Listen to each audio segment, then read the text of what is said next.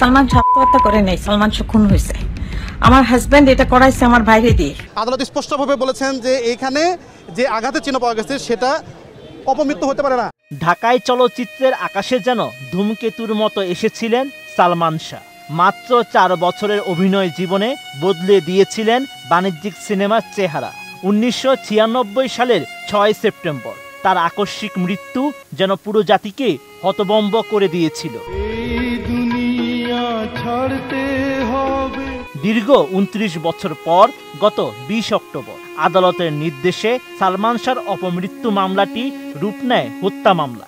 এরপরই সালমানের মামা আলমগীর কুমকুম বাদী হয়ে রমনা থানায় হত্যা মামলা দায়ের করেন। মামলায় সালমান শাহর স্ত্রী সামিরা হক, ব্যবসায়ী আজিজ মোহাম্মদ ভাই ও খলনায়ক ডন সহ 11 জনের নাম আসামি হিসেবে উল্লেখ করা হয়েছে। আদালতের নির্দেশের পর থেকেই তোলপাড় দেশের চলচ্চিত্রাঙ্গন। সোশ্যাল মিডিয়ায় আবারও জেগে ওঠে পুরনো প্রশ্ন, গুজব আর নানা কল্পকাহিনী। স্বাভাবিকভাবেই সবার দৃষ্টি গিয়ে পড়ে সালমান শাহর সবচেয়ে সফল জুটি নায়িকা শাবনূরের দিকে। কেননা সালমান শাবনূর জুটি ছিল 90-এর দশকের ঢালিউডের সোনালী সময়ের প্রতীক। একসঙ্গে তারা অভিনয় করেছেন 14টি ছবিতে। তাদের পর্দার রসায়ন ছিল জাদুর মতো, যা এখনো দর্শকের মনে অম্লান।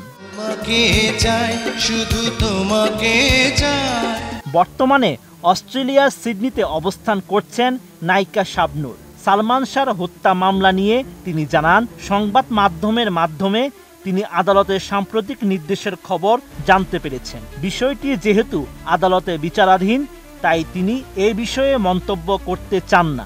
তবে তার নাম জড়িয়ে যে ভিত্তিহীন গুজব ও অপপ্রচার ছড়ানো হচ্ছে তা তীব্র নিন্দা জানান শাবনূর।